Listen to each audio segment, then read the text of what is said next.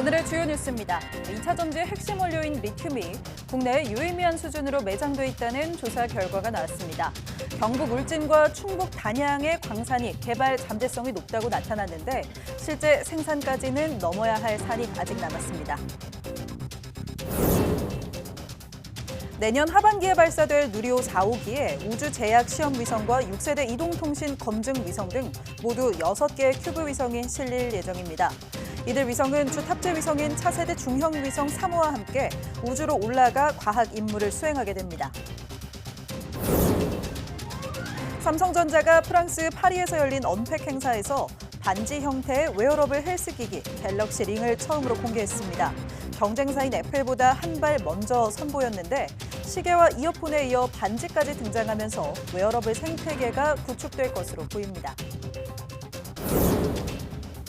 정부가 의대생들의 복귀를 위한 탄력적인 학사 운영 방안을 발표한 가운데 의대 졸업 예정자의 95% 이상이 내년도 국가시험을 사실상 거부한 것으로 조사됐습니다. 박단 대한전공의협의회 회장은 전공의와 의대생들의 요구는 단호하고 분명하다며 자신도 돌아가지 않겠다고 밝혔습니다.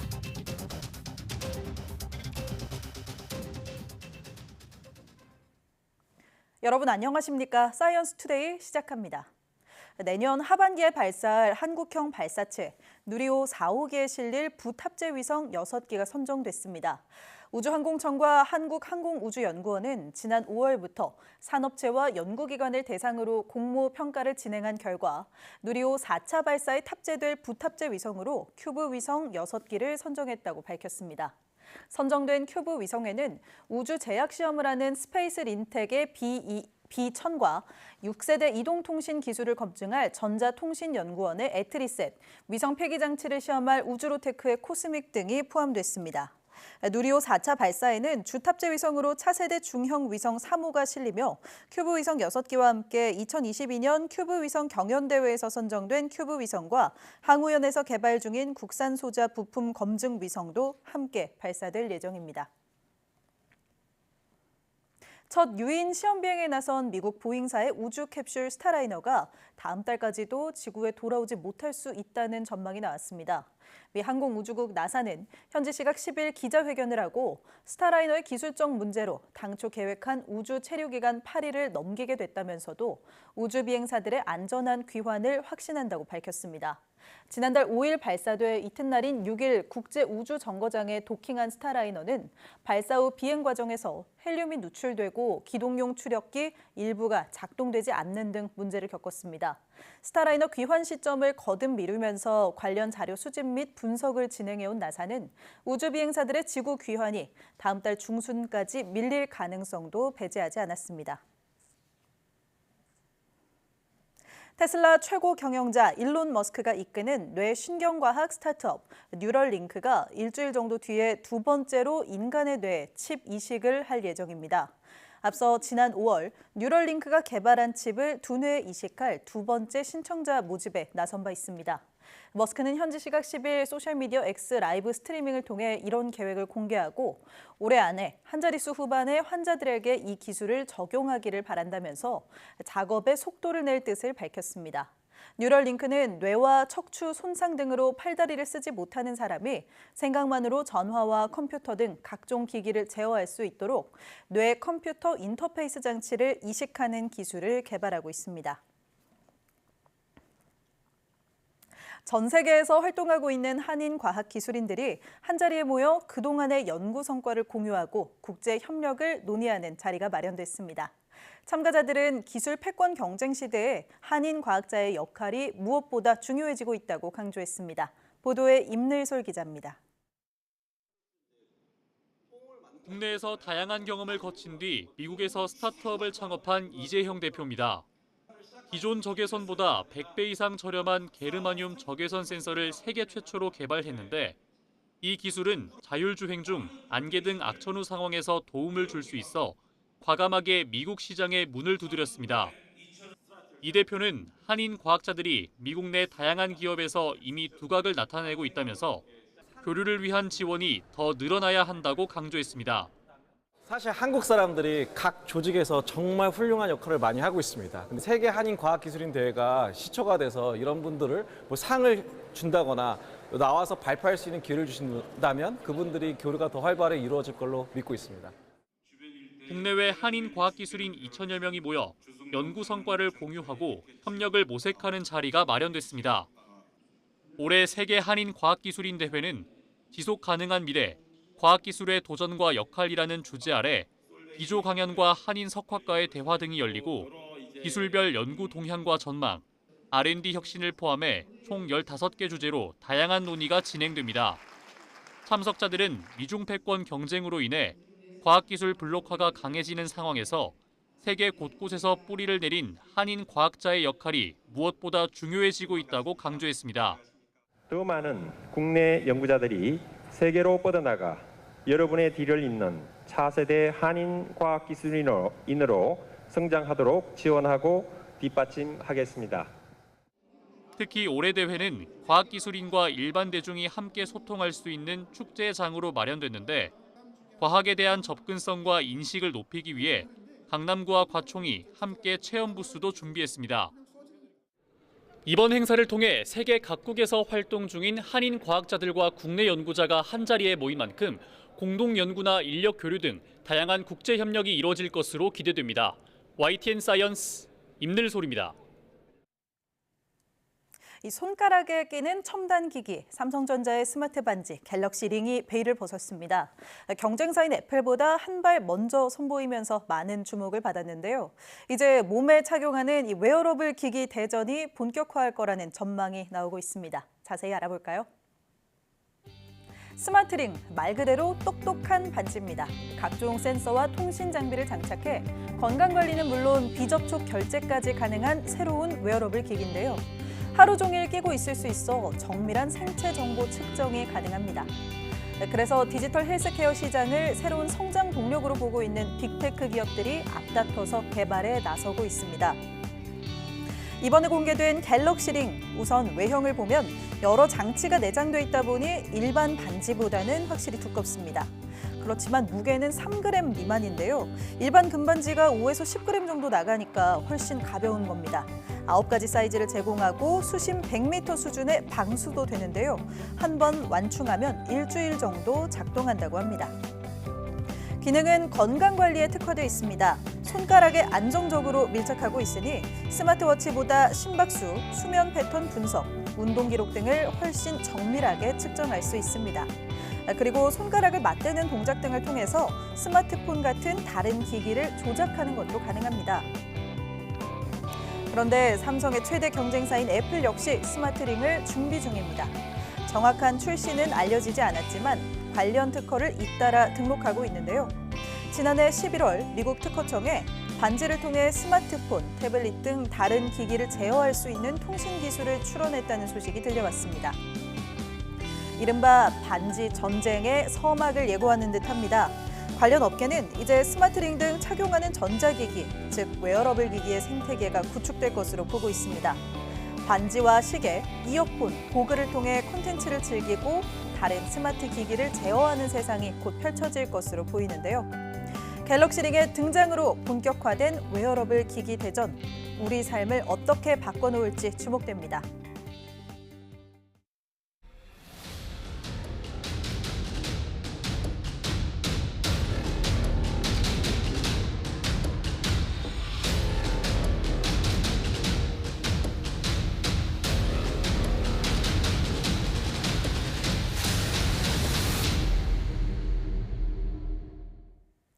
전라북도 지역에 폭우가 내린 이튿날 각 시군의 피해가 점차 늘어나고 있습니다. 전북특별자치도에 따르면 11일 오전 9시 기준 비 피해는 주택 침수 99건, 주택 반파 1건, 가축 폐사 13만 3,650마리, 농작물 침수 1,008헥타르 등이 접수됐습니다. 공공시설은 하천 제방 유실 9건, 토사 유실 8건, 도로 유실 2건, 저수지 사면 유실 1건, 교량 교각 유실 1건 등이었습니다. 대부분 완주군에서 피해가 발생했고 토사 유실 8건은 모두 군산이었습니다. 비가 잦아들자 전라북도는 재난안전대책본부 비상 3단계를 1단계로 하향하고 시군과 응급복구에 나섰습니다. 시군은 피해 조사를 거쳐 국가재난관리정보시스템에 입력해 추후 정식 복구 계획을 수립할 예정입니다. 전라북도 관계자는 군부대 인력이 완주에 투입돼 복구 작업을 하고 있고 군산, 익산 지원도 협의 중이라며 신속한 피해 조사와 응급 복구를 통해 주민 피해를 최소화하겠다고 말했습니다. 계속된 폭우로 충남 논산, 강경읍 일대가 침수되면서 중학교 한 곳이 12일까지 휴업하기로 했습니다. 충남도 교육청은 강경중학교 운동장과 조립식 교실 건물에 들어찬 흙탕물을 양수기로 빼내는 작업을 진행한다고 밝혔습니다. 이어 흙탕물이 모두 빠져야 본격적인 복구 작업이 가능할 것으로 내다봤습니다. 강경읍에서는 인근의 배수 펌프장이 금강으로 빗물을 빼내지 못하면서 일대가 침수됐습니다.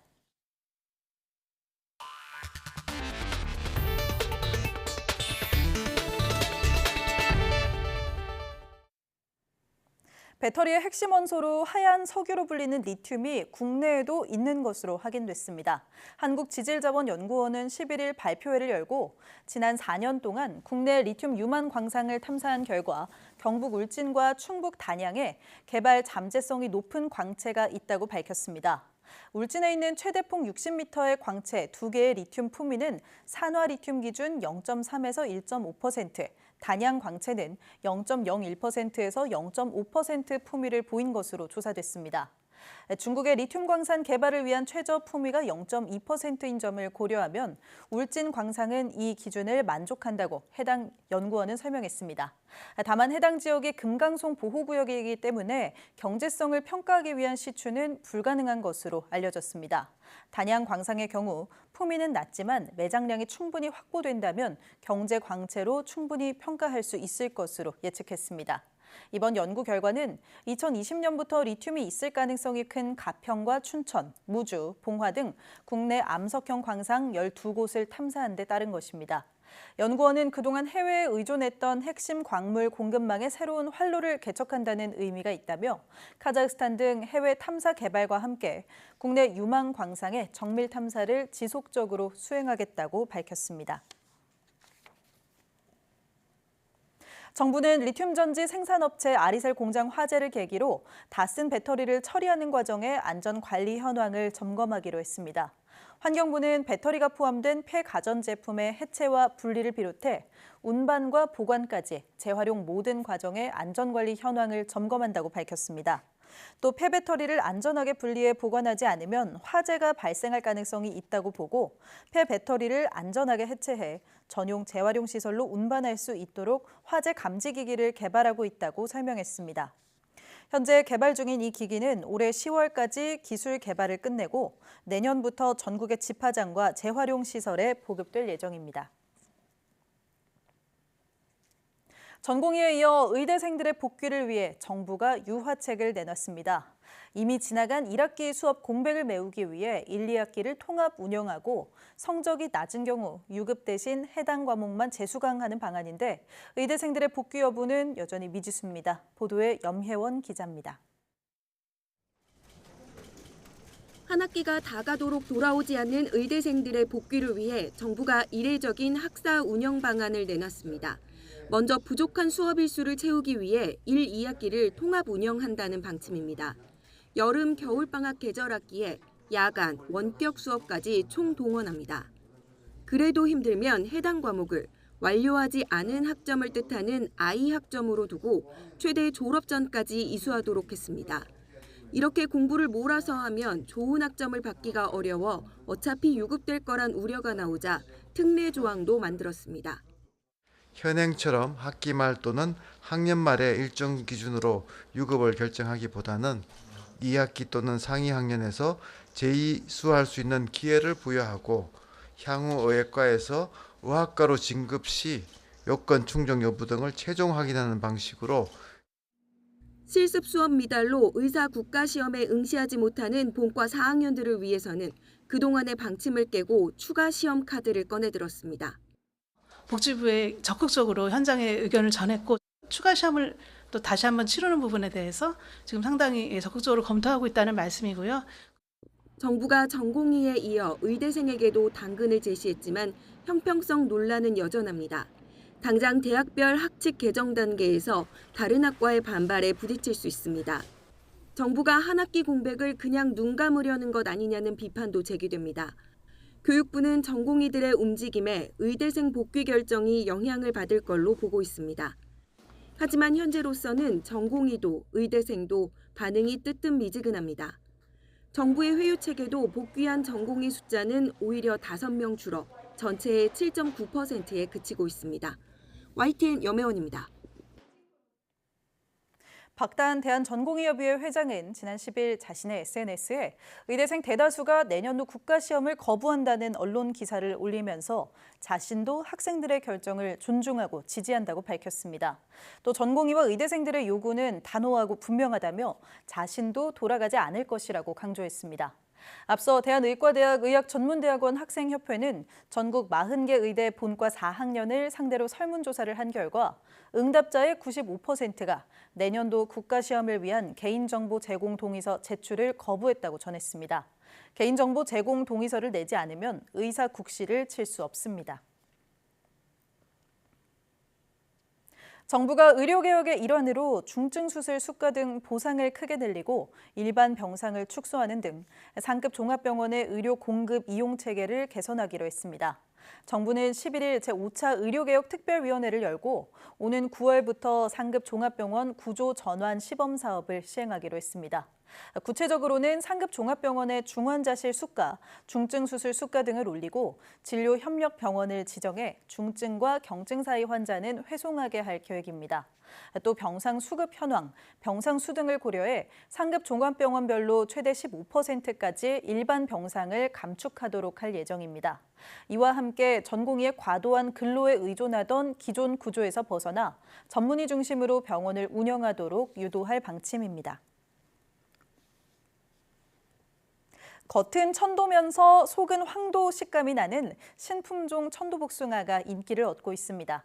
달콤한 맛과 향에 일명 망고 복숭아로 불리는 옐로 드림이 그 주인공입니다. 최명신 기자가 소개합니다. 복숭아 농장의 수확의 손길이 분주합니다. 일반인들에게는 다소 생소한 천도복숭아 옐로 드림이 선별 작업을 거쳐 상자에 차곡차곡 담깁니다. 겉은 천도이면서 속은 황도 식감을 지녀 망고 복숭아라는 별명이 붙었습니다. 기존 천도 품종보다 당도가 2브리스 정도 높고 신맛 함량은 3분의 1에 불과해 최근 찾는 사람이 부쩍 늘었습니다. 망고 맛이 좀 있습니다. 그래서 소비자들부터 다시 구매할 수 없냐 재구매 의사도 있고 그 기존에 나오는 복숭아 선프레이에 비해서 한 5kg 박스당 한 4~5천 원 정도 이게 더 비쌉니다. 지난해 온라인 직거래 장터 이용객을 대상으로 품질 평가를 받아봤더니 7점 만점에 당도 5.6점, 산도 3점의 높은 점수를 받았습니다. 체험단의 무려 97%가 재구매 의사를 밝혔습니다. 기존 품종보다 달콤함이 더 진해가지고 자꾸 또 먹고 싶은 맛 생각이 자꾸 들었어요.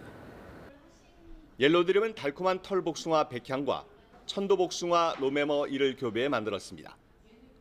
수확기는 6월 하순에서 7월 중순까지로 지금이 한창 수확철입니다. 복숭아 물량이 많아지는 7월 중순 이전에 출하되기 때문에 상품 경쟁력도 높은 것으로 평가받습니다. 천도복숭아 같은 경우는 복숭아 시장의 한 20% 정도 점유하고 있는데요. 이렇게 간편하게 먹을 수 있는 특징 때문에 조금 더 이제 증가할 것이라고 생각이 되고요. 옐로드림의 전국 재배 면적은 200헥타르 정도로 아직 보급 단계 수준입니다. 옐로드림이 포도의 샤인머스켓처럼 복숭아계의 히트 상품으로 자리 잡을지 주목됩니다. YTN 최명신입니다. 과일과 채소의 보라색이나 검은색 색소 성분인 안토시아닌을 먹으면 심혈관 질환 예방에 도움이 되는 것으로 나타났습니다.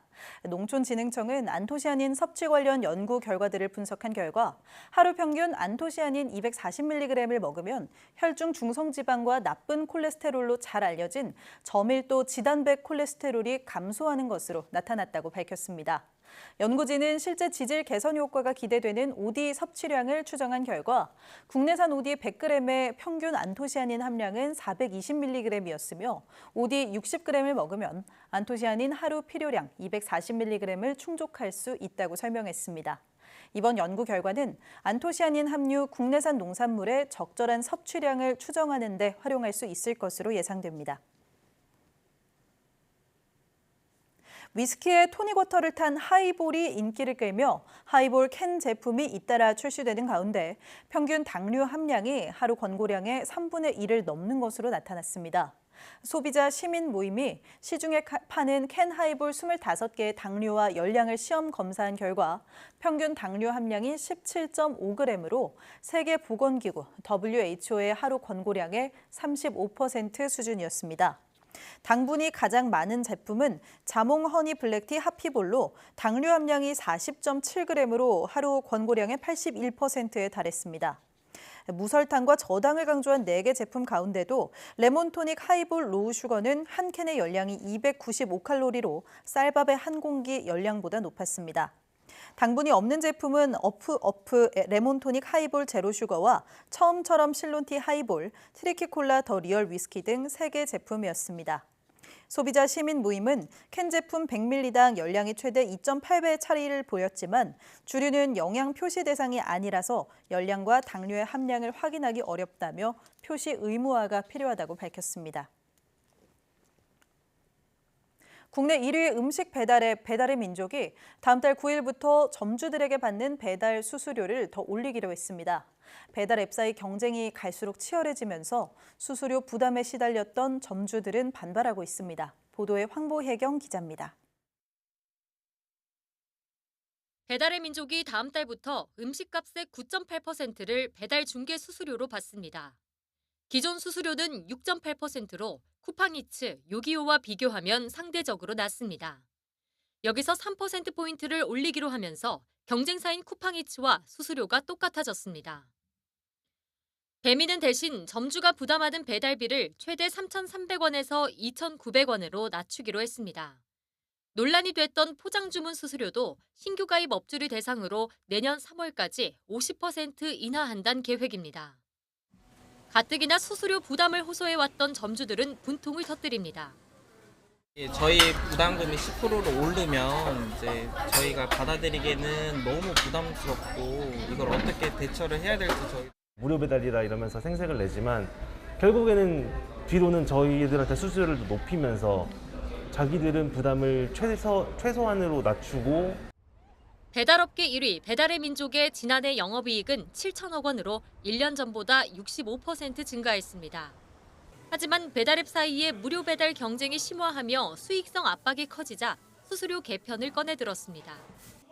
점주들의 부담은 결국 음식값 상승으로 이어져 소비자들이 피해를 보는 것은 시간 문제라는 지적입니다. 순차적으로 수수료를 끌어올려서 수익을 극대화하기 위한 전략이라고 봐야죠. 일부는 업주가 부담을 하는 것이고 일부는 소비자들이 부담을 할 수밖에 없는 상황으로. 배달의 민족 관계자는 무료 배달 경쟁 속에서 자체 배달 경쟁력을 높이고 고객 혜택을 강화하기 위한 조치라고 설명했습니다. 또 장기적으로 다른 업체들과 경쟁할 수 있게 수수료율 등 여건을 맞출 필요가 있다고 덧붙였습니다. 정부가 이번 달 안에 배달 플랫폼 업체와 외식업계로 구성된 협의체를 가동하기로 한 가운데 이번 개편으로 상생을 위한 대화가 물 건너간 것 아니냐는 비판도 나옵니다. YTN 황보혜경입니다.